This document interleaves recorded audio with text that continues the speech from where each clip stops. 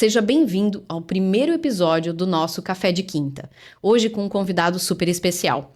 Ele é graduado em Publicidade pela Universidade 9 de Julho, de São Paulo.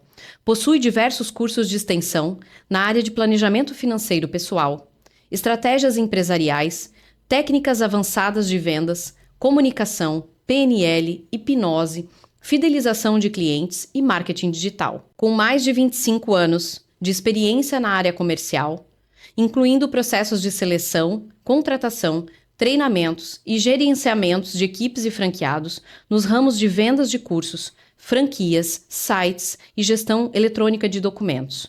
Foi palestrante parceiros da Central Ailus, AMP e CDL. Já atendeu marcas como Jornal de Santa Catarina, Grupo NSC, Sebrae, Unimed, Rimex, Polícia Militar de Santa Catarina e atuou nas multinacionais Philips e Grupo Aegon. Atua hoje como corretor de seguros de imóveis, consultor de finanças pessoais, palestrante nos temas de gestão do tempo, investimentos e vendas. Temas sobre os quais já concedeu diversas entrevistas em TVs e rádios. Conosco hoje, Eduardo Lara.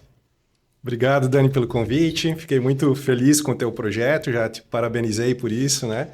Então, também estou muito honrado por ser o primeiro convidado, né? Então, tenho a responsabilidade também de trazer sorte aqui para o projeto. E o pessoal de casa aí que achou que é muita coisa no currículo, fiquem tranquilos, principalmente os mais novos, que quando vocês forem senhores de cabelo grisalho como eu, vai ter dado tempo de fazer bastante coisa também. Edu, o que te fez escolher essa carreira? Como tu entrou no mundo das vendas? Olha, eu era criança ainda, lá no interior do Rio Grande do Sul, uma cidadezinha que tem 6 mil habitantes, acho até hoje. Acho que o prédio que eu fui vizinho lá em São Paulo tinha até mais morador do que isso. E lá na infância, eu que nunca soube o que é uma mesada, né, receber mesada, para ter um dinheirinho, eu tive a oportunidade de vender picolé pela rua. Então, foi uma das coisas que eu fiz, foi o meu primeiro contato, então, no caso, com as vendas.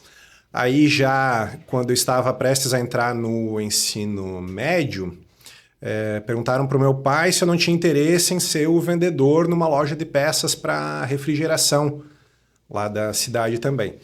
E com essa perspectiva de ter esse primeiro emprego, então, já formal, eu fui fazer também o meu primeiro curso, então, de vendas na associação empresarial lá da cidade.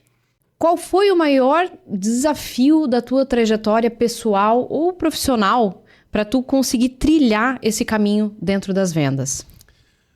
Olha, uma coisa que eu observei que se repetiu muito ao longo do tempo foi eu sempre ter, parece que por uma coincidência, muito chefe daqueles que exigem metas absurdas ou que administram talvez não da melhor forma, e deixo claro aqui que não é uma questão de querer as coisas do meu jeito, mas querer de uma forma que funcione, assim, né? Então, isso até me fez não só pensar em desistir, mas me fez mudar de ramo muitas vezes, né? Até porque depois acabou acontecendo de a gente aprender sobre psicologia, saber que tem algumas pessoas que por uma questão emocional, né, não vão realmente receber bem as informações, e aí a gente realmente tem que desistir delas e partir para outras, né? Entendi. E me diz uma coisa, a tua família te influenciou como nessa tua trajetória?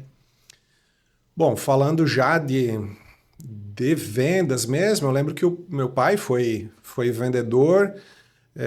Uma coisa que eu trago, digamos, do jeito dele, quando eu vou vender também, é que ele sempre teve aquelas tiradas engraçadas, assim, que fazem as pessoas que estão em volta rirem também. E eu uso isso para justamente deixar as pessoas à vontade também naquele momento de quebra-gelo que costuma acontecer quando a gente aborda um cliente, né? Fora isso, tem também a questão de, em casa, ter sido sempre um ambiente muito musical. Meu pai tocava violão, viola caipira, isso me fez gostar de música também. Então, violão eu também toco. Hoje eu sou aluno de acordeon também. E eu só queria ter um pouco mais daí da criatividade que minha mãe tem, que daí ela já já é bem ligada a artesanatos, né? Esses trabalhos mais manuais, assim, isso eu gostaria de ter a mais. E eles sempre te incentivaram nessa área, então? Olha, a questão do... Eu acho que eu sempre fui já de correr bastante atrás, porque até, por exemplo, nessa experiência que eu te falei como vendedor de picolé na infância, eu lembro que em momentos que eu voltava para a sorveteria para encher ou a caixa de isopor ou o carrinho, acontecia de eu ouvir os proprietários conversando com alguém e dizer assim, esse aí vende bem, mas era só uma questão de esforço, logicamente que não havia muita técnica, né? Eu simplesmente me preocupava em percorrer o máximo de ruas possível, né? Então, acho que foi só depois de começar a fazer cursos também que as técnicas começaram a vir. Então, acho que foi mais iniciativa minha mesmo até. Bem legal. Deixa eu te perguntar, vender, o que é isso para ti? O que é vender? Vender.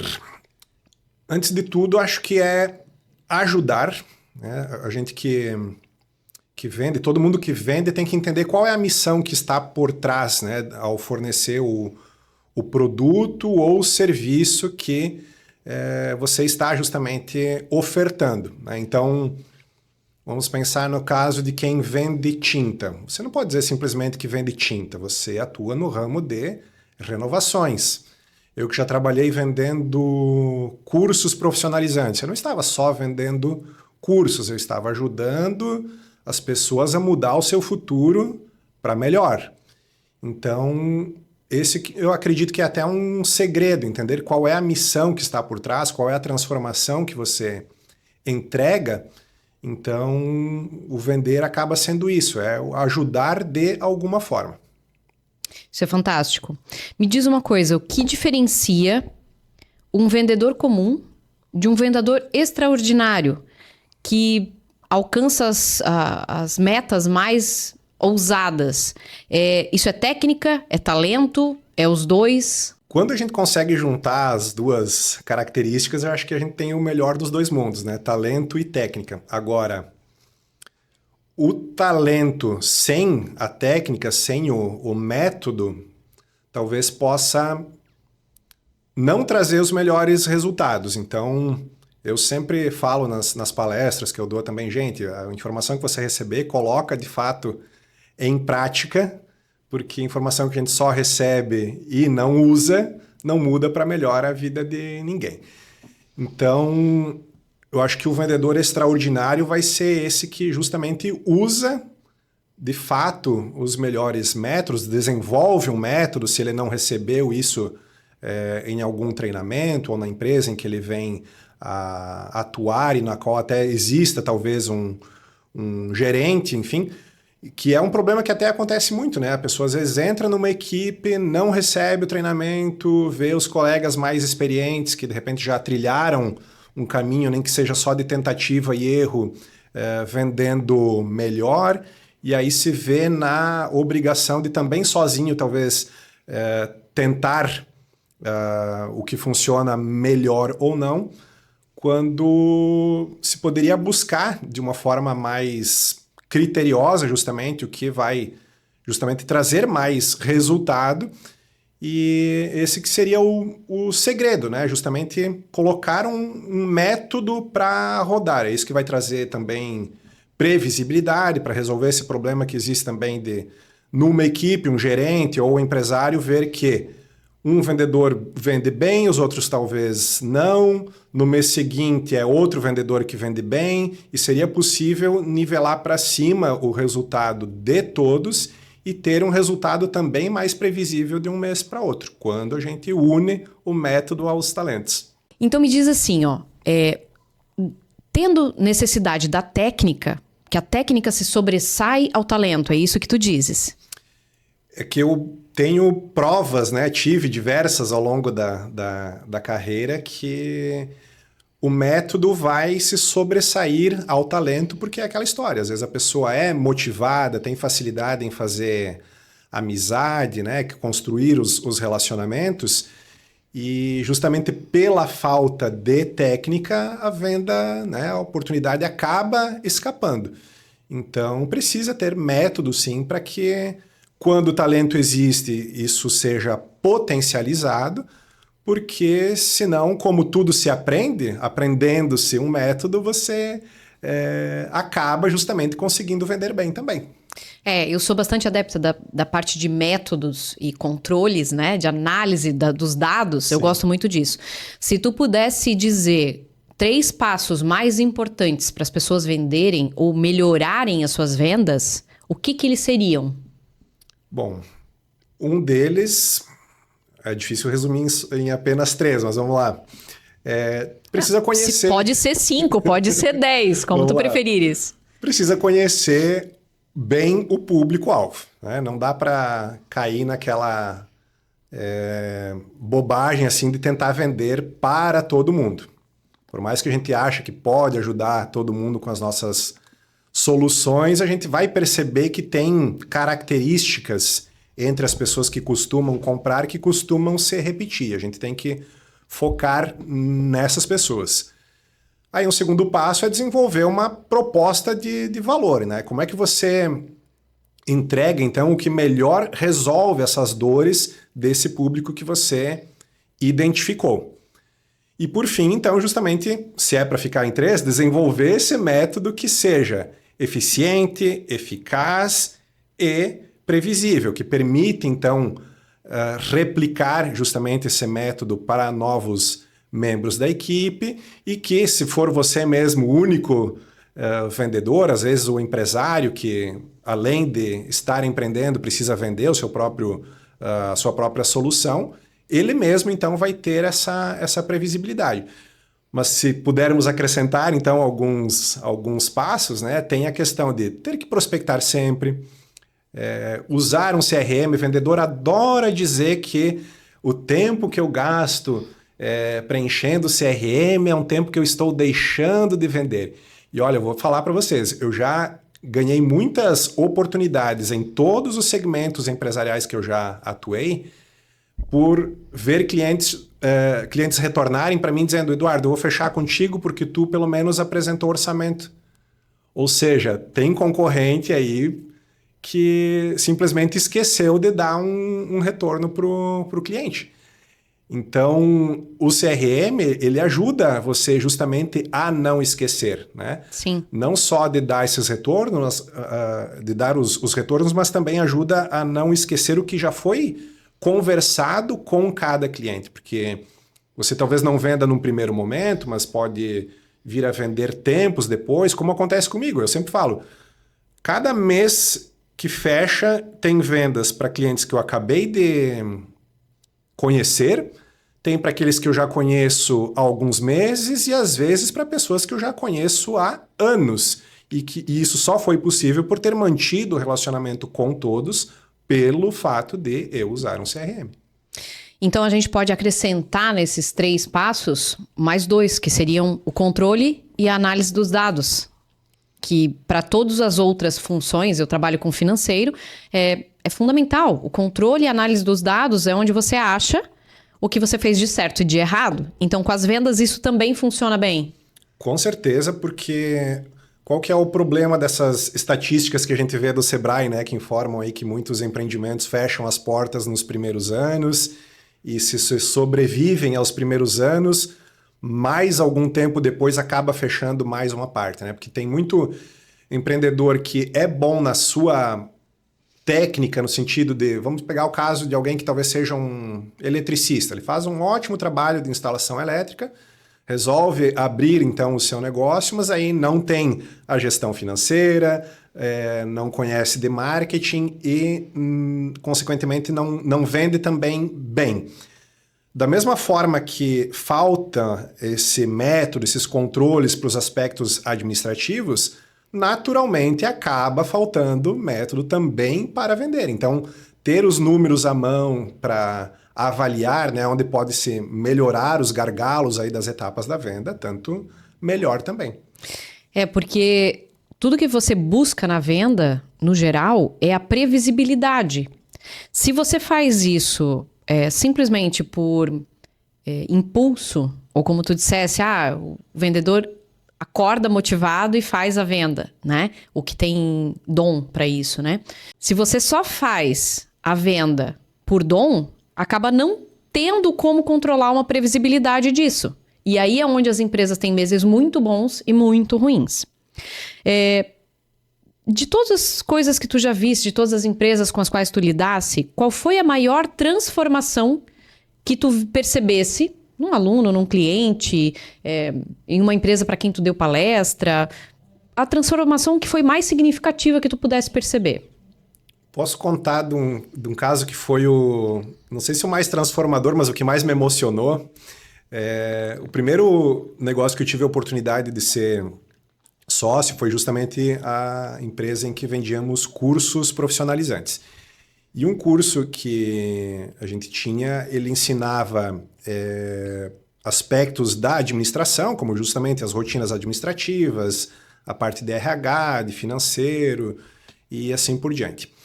E tinha um laboratório de informática no qual também a gente, então, nos programas de informática, procurava exercitar essas matérias que tinha da parte ali administrativa. E um dia, uma cliente, uma aluna, então, né, veio pedir pelo cancelamento do curso, porque por mais que ela adorasse o curso, ela não ia conseguir concluir porque ia coincidir com o período em que ela ia começar a cursar a faculdade de contabilidade. E ela chegou lá pra gente chorando, dizendo assim, gente, eu descobri o que eu vou fazer da minha vida, sabe? Então foi bem emocionante, assim, porque eu senti que eu cumpri a missão, assim, né? Como eu estava falando sobre missão antes, né? Você tem que entender o que está por trás daquilo que você vende. Então, naquele momento, trabalhando com educação, a missão era mudar para melhor a vida das pessoas. Então, apesar de ser um cancelamento, que ficou bem claro que não era por insatisfação, né? A gente percebeu ali que tinha atingido, né? Tinha cumprido com a missão. Essas transformações que acontecem, às vezes, na empresa, acontecem não para um lado bom. O que a gente pode prevenir de erros nas vendas, nessa diretriz do que a empresa está decidindo para vendas? Quais são os maiores erros que tu já presenciasse? Eu vejo se repetir muito o problema de não ter o método, simplesmente. E tem segmentos, por exemplo, que até é meio que normal não poder cobrar muito resultado pelo fato de não haver vínculo, no sentido de você não paga um salário, a pessoa trabalha só por comissão, então você também não tem muito o que cobrar, vamos dizer assim. Só que mesmo nesses casos em que não há um vínculo, seus vendedores talvez sejam prestadores de serviço, precisa já estar registrado qual é o método que se deve seguir para que cada um possa vender mais, até porque é do interesse também da empresa ter melhores números, porque não é só o vendedor que vai querer ganhar mais, né? O próprio trabalho de um gerente, por exemplo, fica sob risco se a equipe não estiver entregando os melhores resultados e, consequentemente, o dono da empresa também corre um risco de fechar as portas se esse método não está trazendo resultados. Mas aí ele não traz justamente, principalmente por não existir. Sim, entendi. A ausência do método para a maioria das coisas, né? Um bom treinamento, procedimentos estipulados, não só para as vendas, para várias áreas. Às vezes a área de produção, a área de atendimento, podem trazer muitas consequências negativas. Tu tem algum caso que tu te recordes que tu achou que não ia dar certo, não ia ter como resolver, que não ia funcionar, e tu te surpreendesse com o resultado?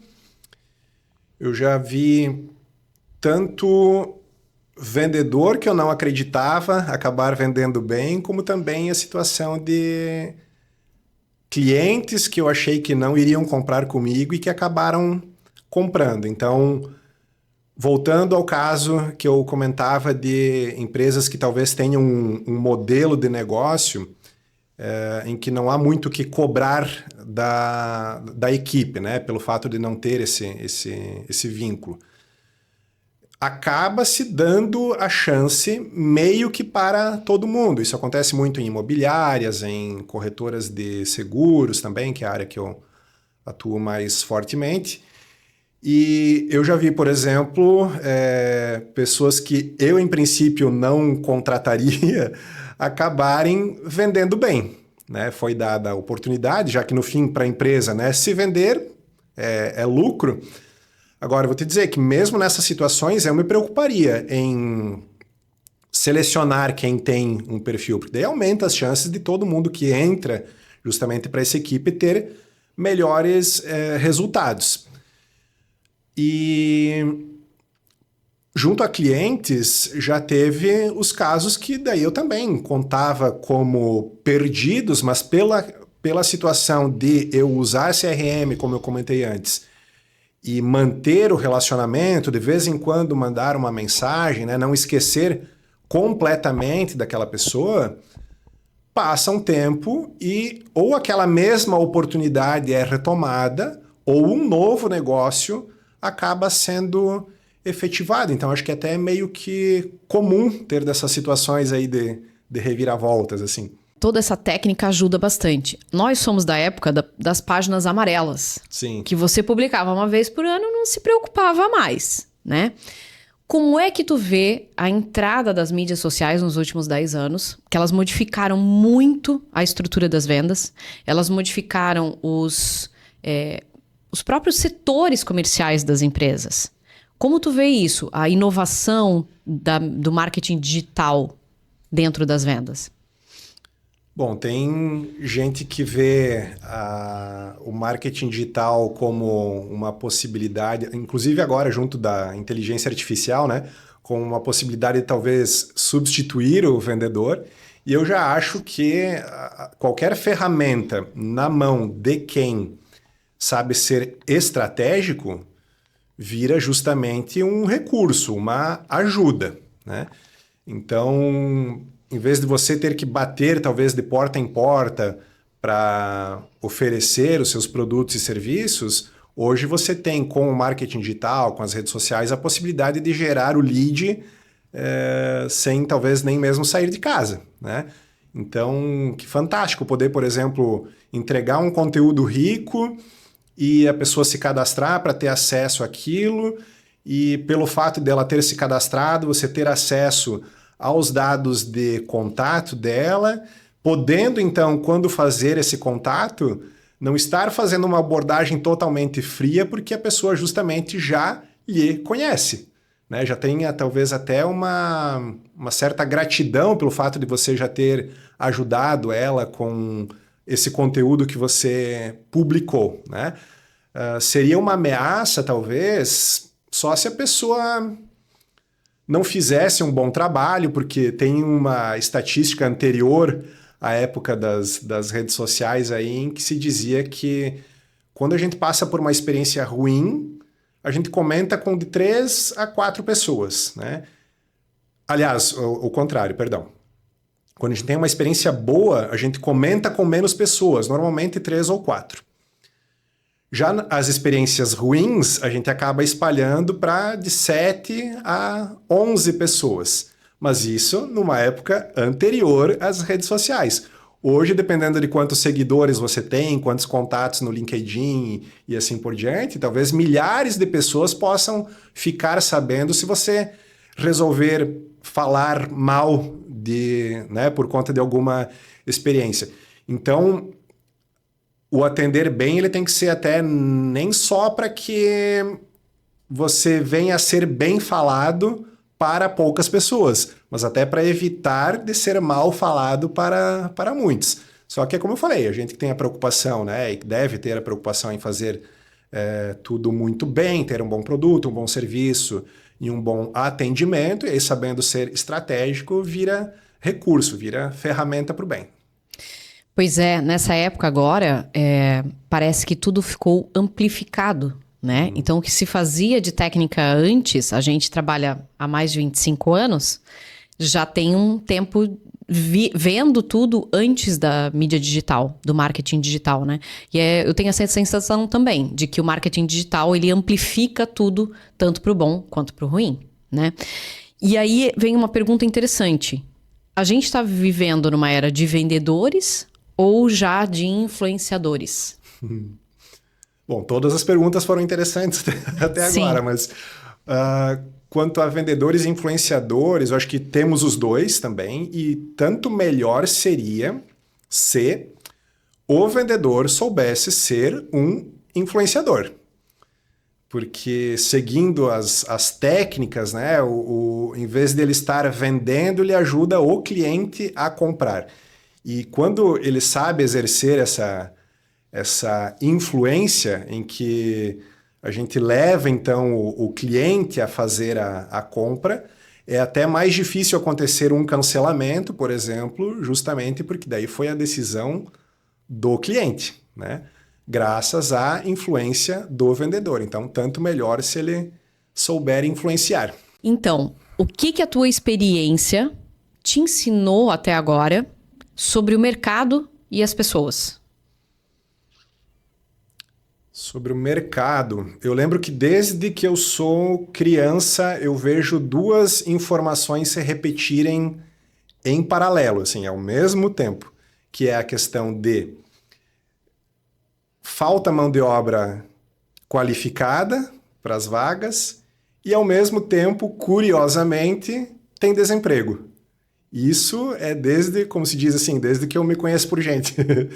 E é estranho isso, né? Então, voltando a falar de vendas especificamente, né, que é mais o tema hoje, a boa notícia é que, pelo menos, quem vende bem pode escolher onde trabalhar. Eu nem sei se existe jornal impresso ainda hoje em dia, mas uma coisa que eu sempre observei nos classificados é que sempre teve vaga para vendedor interno, externo, em loja, em todo tipo de empresa, representante comercial.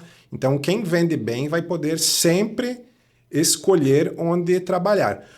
E sobre as pessoas, o que eu aprendi é que cada ser é único, né? Então, cada um vai demandar também uma abordagem diferente. Então, daí também a importância da construção de relacionamentos, né? Os relacionamentos, eles valem mais do que as transações e não por acaso também muito cliente acaba se tornando amigo, né? A gente vê aqui na nossa região que realmente tem uma demanda muito grande de vagas e pouca mão de obra.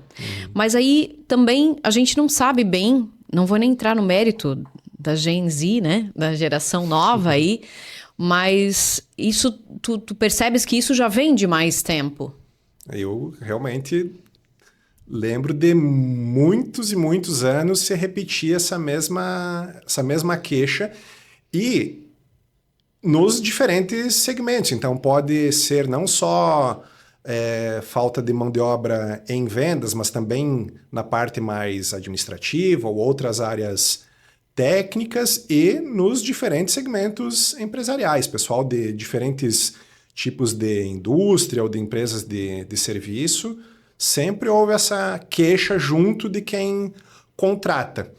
E o que é realmente uma pena, né? A gente, no fim, a educação, né, no Brasil, ela não é das melhores, então não qualifica as pessoas como seria possível.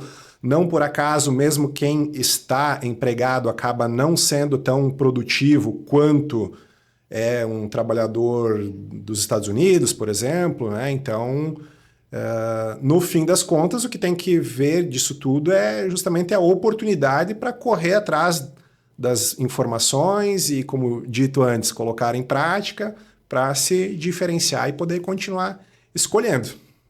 Tem uma coisa que a gente pode considerar agora nesse mundo atual também. Que antigamente, vendedor, geralmente, não desqualificando os vendedores, mas eram pessoas que não tinham outra qualificação muito específica, né? E hoje a gente vê num mundo de marketing digital, onde os médicos, os advogados, os engenheiros, os arquitetos tiveram que virar vendedores. Eles tiveram que aprender, desenvolver, até incluindo nisso o teu curso de vendas, né? Tu tens um curso de vendas. Hoje, eu entendo que todas as pessoas necessitam aprender a vender. né? Voltando agora para o lado Eduardo. Você já encontrou o seu propósito? E qual é o caminho para encontrar o propósito de vida? Isso é uma coisa que as pessoas têm buscado muito, porque elas estão dentro da sua profissão e às vezes infelizes, né? Não era o que elas gostariam de fazer. E muitas vezes vão para vendas e também não era o que elas queriam fazer. Então, como a gente faz para encontrar o propósito de vida? E aí, se tu conseguisse já chegar nesse ponto. Bom, acontece realmente de as pessoas acabarem parando em vendas quando não deram certo em outras áreas. A gente vê muito isso no ramo imobiliário, né? E mesmo nos seguros, dizem, não deu certo em outra coisa, vai ser corretor. E é uma pena porque o vendedor que estuda e aplica os melhores métodos pode facilmente ganhar mais do que um médico. Então, se o vendedor estudasse tanto quanto o médico, colocando em prática, ele vai ganhar muito bem. Essa, inclusive, é uma das coisas que atrai, talvez, na área de vendas, porque normalmente, como o vendedor ganha comissão, a possibilidade de ganhos é bem interessante, né? E quanto a propósito, eu acredito que já encontrei, porque eu quero chegar em um momento em que eu vou me dedicar só a causas sociais. Eu já faço um pouco disso. Para quem não sabe, eu sei adestrar cães, então uma das coisas que eu vou querer fazer quando eu não precisar mais trabalhar vai ser, por exemplo, só ficar adestrando cães. Eu já faço isso porque às vezes os cãezinhos são resgatados, né? São levados pelos tutores desses lares temporários aí, né, que fazem esse trabalho tão legal.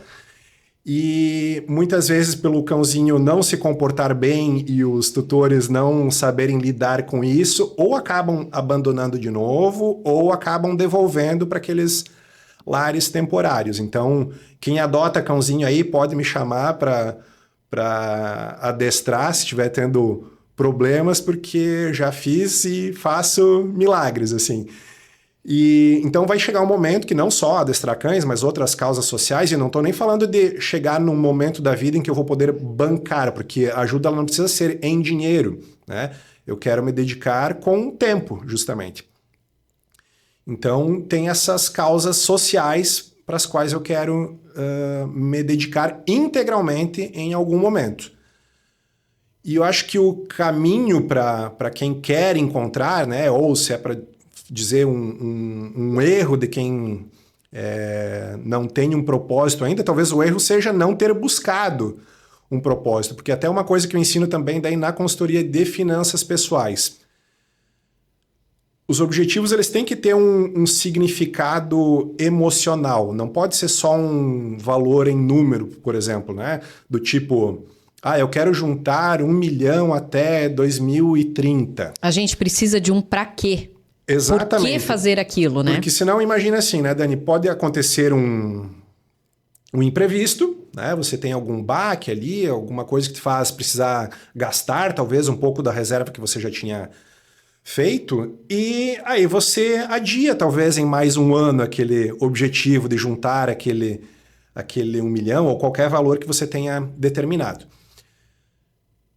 Quando o objetivo tem um significado emocional, do tipo, eu quero bancar uma festa para os 30 anos de casamento dos meus pais, por exemplo.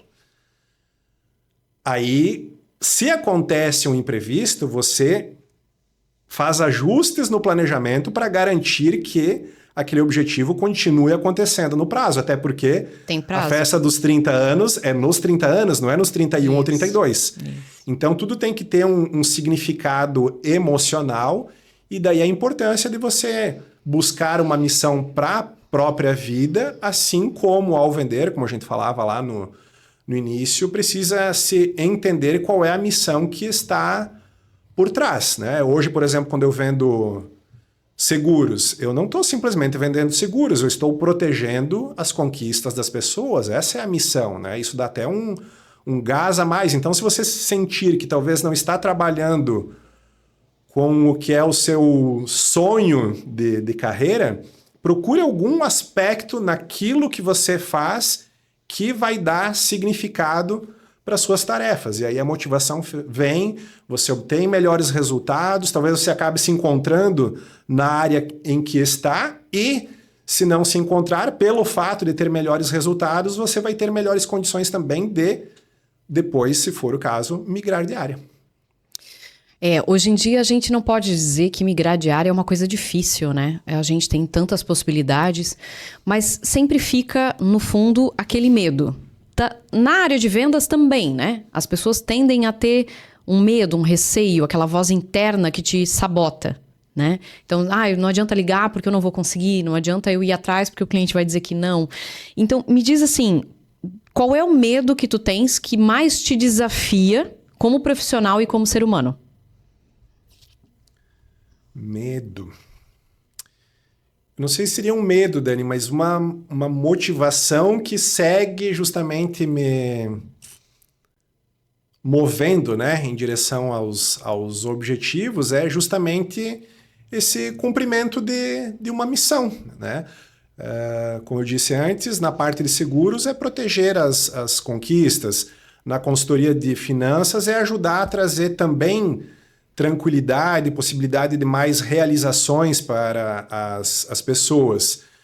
Agora, com o curso de vendas também, ajudar todo mundo a ter mais sucesso, independentemente do que precise vender. Então, não é tanto medo, é mais motivação que está me desafiando mesmo. Tá, mas assim, quando a gente trabalha com vendas, principalmente vendas cara a cara, de ligar para a pessoa, que não é uma venda online, né? Tem aquele que te diz assim, tu não vais conseguir, não adianta ligar. A gente tem esse impulso inicial negativo. Como é que tu lida com isso? Como tu começou a lidar com isso lá atrás para aprender a superar? Certamente tu não eras uma pessoa tímida para começar a vender de pequeno, né? Mas assim, o lidar com essa frustração, porque o vender é buscar nãos, né? Quanto mais nãos você conseguir, vai ter um proporcional de sims, né? Mas ainda assim, tem um medo aí por trás de tipo, vou levar o não de novo, né? Bom, justamente, aliás, tem justamente um medo que é comum, acho, a todos que ingressam na área de vendas, que é o medo da rejeição. O medo do não, totalmente presente também. Mas isso me fez lembrar uma fala do Flávio Augusto, ele fala muito sobre vendas também. E aí, o que o vendedor precisa ter em mente, então? A gente falava antes sobre como a venda acaba virando o resultado de um método dela. Pode deixar de ser variável e virar, então, na verdade, um resultado de uma estatística. Então, em relação à rejeição, ao medo do não, o que tem que entender é justamente isso, que uma certa quantidade de nãos te leva a um sim. E aí, quando você vê isso se repetir, você forma justamente essa estatística e você sabe, então, justamente quantos nãos você tem que levar para ter um sim. Então, quanto ao medo da rejeição, por exemplo, o Flávio Augusto fala, imagina o trabalho de um coveiro.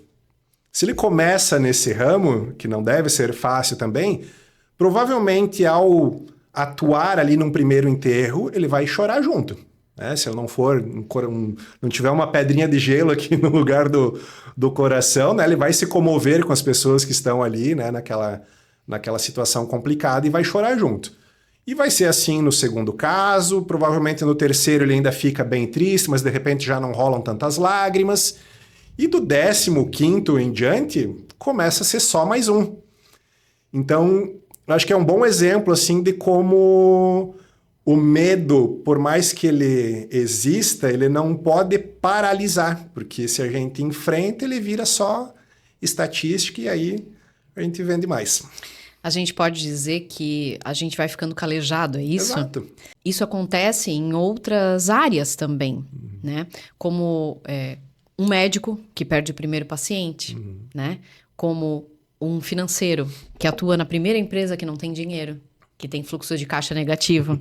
Isso tudo a gente vai ficando calejado, tu tens razão. Me diz uma coisa, o que tu dirias pro Eduardo de 25 anos atrás. O Eduardo que estava começando a empreitada nessa carreira de vendas. Olha, eu aumentaria até o intervalo, iria para uns 30 anos atrás, talvez, para dizer que a educação financeira é importante também, porque... Certamente tu avisarias para comprar uns bitcoins. Não necessariamente, até porque na época daí não existia ainda, mas a educação financeira que hoje eu até tenho, né, o privilégio de ensinar em palestras e na consultoria também, eu certamente não tive em casa, né? E eu acho que é a realidade de muitos. Então, se eu já tivesse esse conhecimento lá no passado, a realidade financeira de hoje também seria bem melhor. E principalmente pelo fato de a gente atuar com vendas, e ainda mais quem não segue um método e daí acaba tendo remuneração que se torna variável pelo fato de as vendas, para quem não tem o método, ser variável também. Essa educação financeira para lidar melhor com o dinheiro, ela faz muita diferença. Então, é um dos conselhos que eu daria. Fora isso, a questão de enfrentar o risco de rejeição, eu teria começado ainda antes, porque estranhamente eu já vendi o picolé, como a gente falou também lá no início, ainda quando criança, mas em outras situações de venda, aí eu comecei a ficar mais travado. Uma coisa que eu diferencio muito é que a venda interna ela é mais fácil, porque o cliente chega para você já querendo comprar, né? Mas é curioso que tem vendedor que ainda assim deixa o cliente escapar. Agora, a venda que você precisa ir atrás do cliente, ela é mais difícil. Então, eu teria buscado mais disso para já superar qualquer problema nesse sentido ainda mais cedo. Magnífico. A tua bio do Instagram fala sobre técnicas que tu usas para vender mais do que 10 concorrentes juntos. O que exatamente significa isso? Bom, na corretora de seguros, a gente tem as reuniões que deveriam existir em todas as empresas para justamente olhar para os números e lá a gente verifica justamente quanto cada um vendeu e eu até normalmente fotografo e tenho um dos slides na minha palestra de vendas, na de gestão do tempo também, porque na de gestão do tempo eu falo sobre o CRM e como ele não leva a perda de tempo, pelo contrário, ele faz ganhar tempo, né?